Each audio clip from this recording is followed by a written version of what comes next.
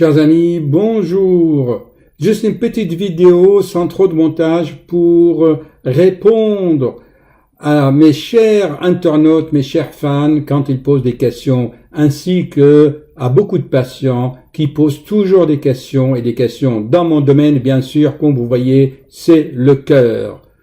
Il y a par exemple, c'est quoi un extrasystole? Est-ce que c'est dangereux?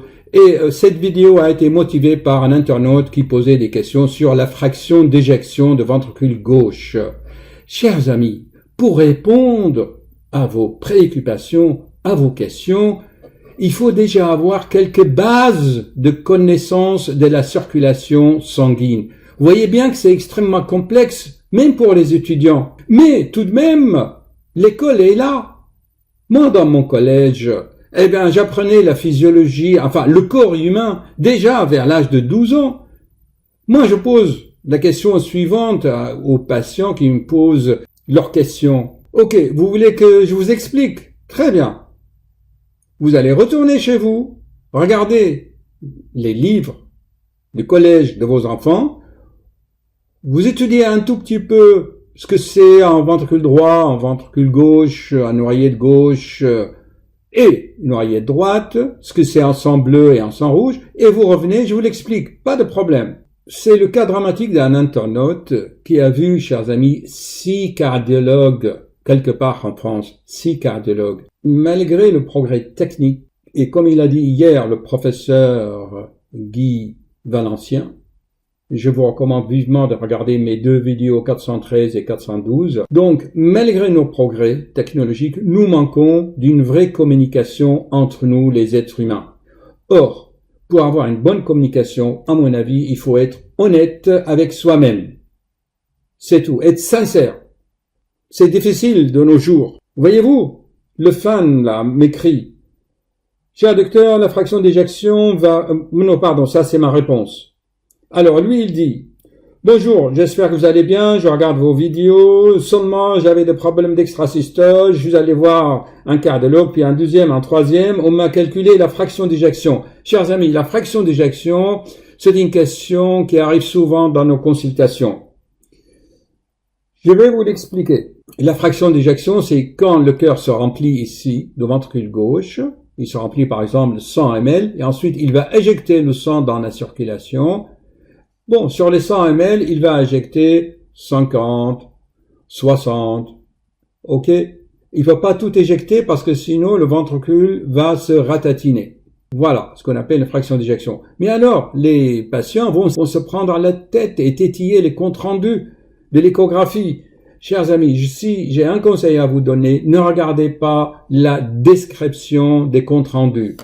Parce que nous, on est obligé de respecter des normes pour faire les comptes rendus. Regardez. Vous voyez tout ce qu'on doit respecter? Mais vous, ne vous prenez pas la tête à lire tout cela. Lisez à la fin la conclusion ici, la conclusion. Si la conclusion vous dit, ok, cœur normal, fraction d'éjection dans les limites de la normale, où il n'y a pas de problème, pourquoi vous allez vous prendre la tête ici, en allant farfouiller dans le compte rendu, on a trouvé ceci, on a trouvé cela. C'est normal parce que nous, on est obligé de noter des choses, mais ce sont pas des maladies. Ok? Est-ce que c'est clair? Ne vous prenez pas la tête. Ne faites pas comme ces gens qui tombent en panne. Imaginez plutôt que vous tombez en panne sur l'autoroute. Vous n'allez pas rester en train d'admirer votre voiture ou rester tout le temps. Allez, je vous explique. Vous roulez. Vous avez un problème dans votre voiture. Vous arrêtez, vous appelez le réparateur, vous regardez, la voiture est réparée et vous repartez. D'accord? Vous n'allez pas vous prendre à la tête, « Ah, mais qu'est-ce qu'elle avait ma voiture ?» Ok, qu'est-ce qui compte? Dans la mesure où le garagiste vous a dit, « Ok, votre voiture est sécurisée, il est réparé, vous pouvez partir. » Mais il y en a qui restent. Voilà. Imaginez maintenant que votre corps, c'est votre voiture. Votre corps, c'est le véhicule, c'est la voiture de votre conscience. Pour que ce qui est non manifesté se manifeste. J'ai fait tellement de vidéos là-dessus que, bon, il faut aller vraiment les revoir. L'idée d'une des conférences de Message de Graal me vient à l'esprit. C'est fais ce qui est utile pour toi. Ce qui est utile pour toi, c'est que tu as un corps qui fonctionne et que tu avances dans la vie. Celui qui va rester en train de titiller, de farfouiller dans son corps, ce qui n'avance pas. Et le problème de nos jours, c'est que ce patient-là, il est allé voir d'autres cardiologues, on lui a fait l'IRM cardiaque. Vous voyez, moi j'aime bien l'IRM cardiaque parce que c'est le top de top, c'est simple, ce n'est pas cher et ça donne beaucoup d'informations et vous pouvez être sûr que si votre IRM cardiaque de stress est normal, vous pouvez aller tranquille sans aller tétiller les comptes rendus de l'échographie ou les autres. Seulement, il y avait une différence entre les chiffres de l'IRM et de l'échographie. Vous voyez? Alors, le patient est devenu fou. Il m'écrit quel est le plus fiable, qu'est-ce que je dois faire. Je lui dis, posez les questions à celui qui vous a fait l'examen. Il lui pose les questions. Vous savez ce qu'il lui répond, le cardiologue? Vous voyez qu'il s'agit de manque de communication. Il lui a dit que l'échographie que je vous ai faite est juste, c'est l'IRM qui s'est trompé. Donc, voyez-vous que ce collègue a dit du mal de ses confrères. Mais ça, c'est partout. Ce n'est pas seulement entre les médecins. Moi, j'ai vu des dentistes. Pareil, je parle de mon expérience souvent de mes dents. Vous allez voir un dentiste, il va vous faire un truc, vous allez voir un autre, il vous dit ce qu'il a fait l'autre, ça va pas, puis l'autre, et l'autre. Et à la fin, bon, vous êtes guidé vers le chemin ou quelqu'un d'intelligent qui va accepter de faire les choses correctement, sans dire de mal de ses confrères. Mais partout, dans le commerce, dans les entreprises, start-up, tout est concurrence malsaine. Regardez ce qui se passe avec les téléphones, l'un pique les secrets de l'autre. Enfin, on peut en parler des heures. On va pas critiquer notre société actuelle. Le professeur Guy Valenciennes, dans mes 2 vidéos, surtout le 412, vous explique cela très bien. Ne vous prenez pas la tête. Ce cardiologue aurait expliqué à son patient que ce n'est pas la même technique et que surtout, en ce qui concerne le domaine cardiovasculaire, voyez bien, chers amis, c'est la circulation dépend de beaucoup de facteurs. La fraction d'éjection, c'est entre 2 battements. Or, les battements, l'intervalle des battements peut changer en fonction de stress, des émotions. Et puis, si la résistance ici est augmentée, la fraction d'éjection ne sera pas le même. Ou si le sang bleu n'arrive pas en quantité suffisante par une hypovolémie, déshydratation, la fraction d'éjection va aussi changer ici. Donc, c'est très complexe. Ce qui compte, c'est le résultat final que votre corps ici, votre tête et vos bras reçoivent assez d'oxygène apporté par le sang et que vos jambes, reçoivent ce qu'il faut comme nourriture, comme oxygène.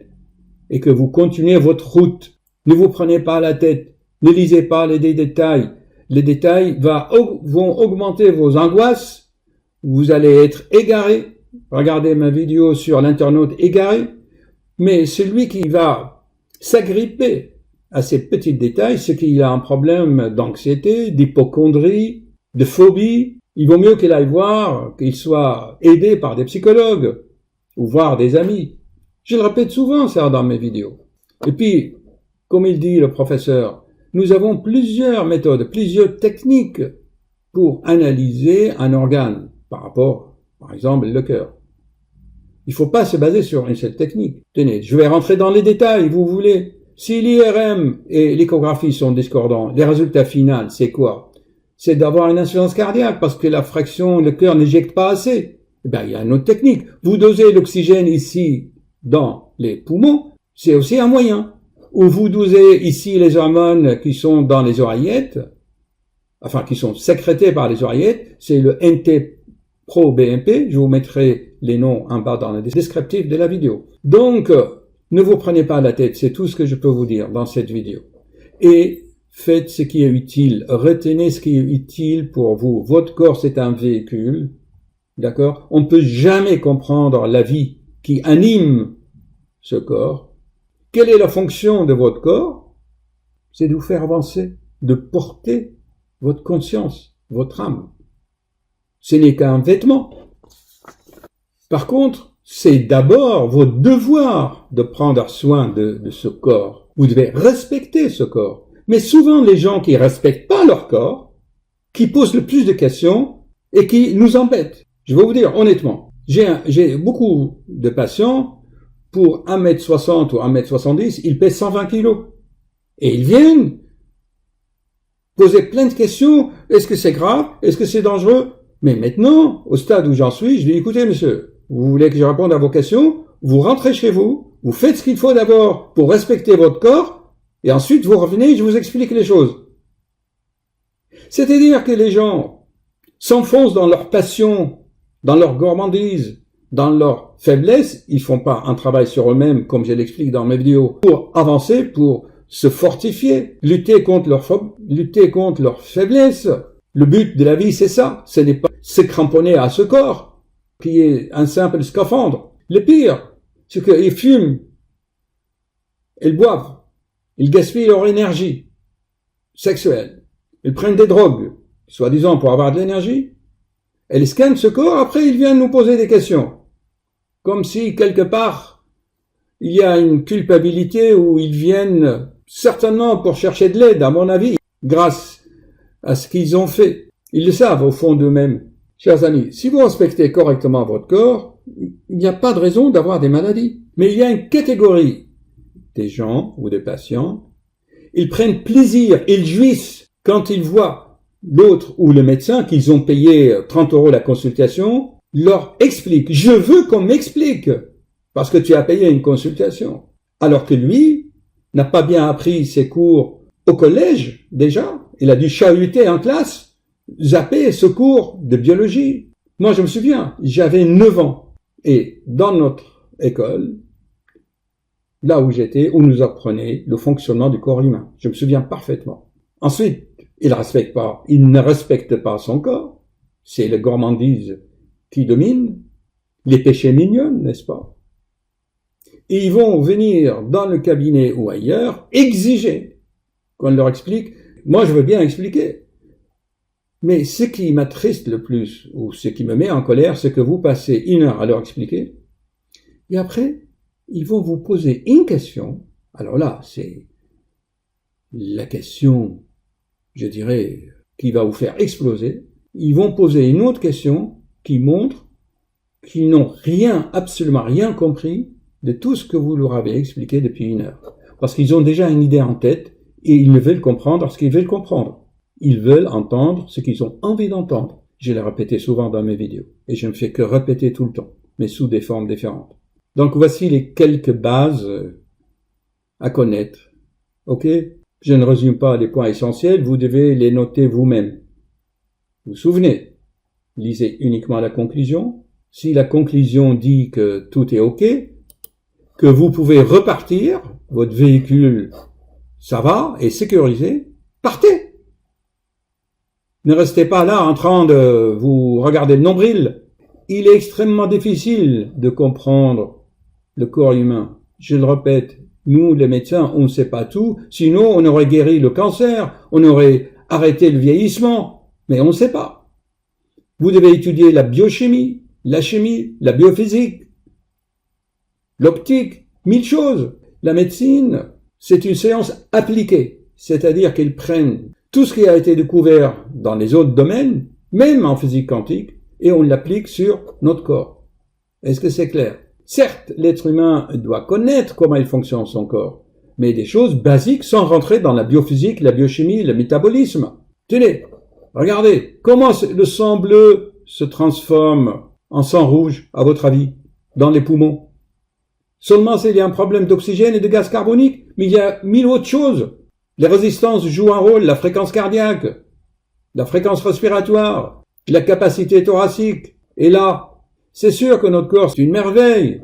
Mais pour celui ou celle qui n'a pas, je m'excuse, fait des études de médecine, parce que les gens qui ont fait des études de médecine, j'estime que ils ont voulu aller plus loin dans la compréhension du corps humain pour aider, pour soigner. Mais pour le commun des mortels, certes, il doit comprendre, mais juste l'essentiel. Ne vous prenez pas la tête. Et bien sûr, je conclus sur cet aspect primordial qui est la communication sincère, honnête. Tout est basé là-dessus. Absolument. Les mots, les paroles doivent être parfaitement alignés avec les pensées et les actes. L'hypocrisie doit disparaître. la défense de l'ego. Ce fameux, je m'excuse, ce fameux confrère qui a dit à ce patient que c'est l'IRM qui s'est trompé et que c'est lui qui a raison. Donc, vous connaissez la conclusion. Combien de vidéos je fais, chers amis? Il y a des fans à moi qui m'appellent maintenant égologue, celui qui est spécialisé dans la pathologie de l'ego. L'ego veut avoir toujours raison. L'ego se défend parce qu'il se sent toujours attaqué. L'ego, c'est le mental, c'est le serpent de mes dernières vidéos. L'ego veut dominer. Si vous prenez la plupart des maux de l'humanité, c'est dû à l'ego. Parce que ce confrère voulait avoir raison et il voulait pas se mettre en cause. Ou tout simplement, il a vu que c'est un patient anxieux et que c'est comme ça qu'il lui a fait une telle réponse. Mais s'il avait pris peut-être 3 minutes ou plus en lui expliquant ce que je vous ai dit, que ce n'est pas la même technique, c'est pas la même approche, on peut pas comparer l'échographie de l'IRM. Et le patient, lui, il compare, par ignorance. N'est-ce pas de l'ignorance, chers amis? Même pour le commun de mortels, d'aller comparer les données de l'échographie et les données de l'IRM. Mais c'est de la folie. Parce qu'ils donnent pas les mêmes chiffres. Mais ta vie n'est pas résumée à des chiffres. Tu n'as rien, je m'excuse, tu n'as pas à comparer la fraction d'éjection à l'échographie et la fraction d'éjection à l'IRM, ce n'est pas la même chose. Et c'est donné à un instant T, parce qu'il y a des facteurs extracardiaques qui jouent sur le fonctionnement du cœur. Le cœur, lui, il est dans un circuit fermé. Tu vois bien que tes tuyaux, les tuyaux vont aller dans le corps, ils vont aller dans les jambes, ils vont aller dans la tête. Si tu penses, tu te prends la tête, ou si tu cours, ou si tu es assis, tu n'auras pas la même débit, la circulation ne sera pas le même, donc tu n'auras pas la même fraction d'éjection, tu n'auras pas la même fréquence cardiaque, voyons. Enfin, compare ce qui est comparable, ou d'abord fais ce qui te revient à toi, fais d'abord ton devoir, ce que ton corps exige, le sport, une bonne alimentation, bonne respiration, bonne oxygénation. Bon, j'arrête, chers amis. Un jour, vous aurez l'illumination.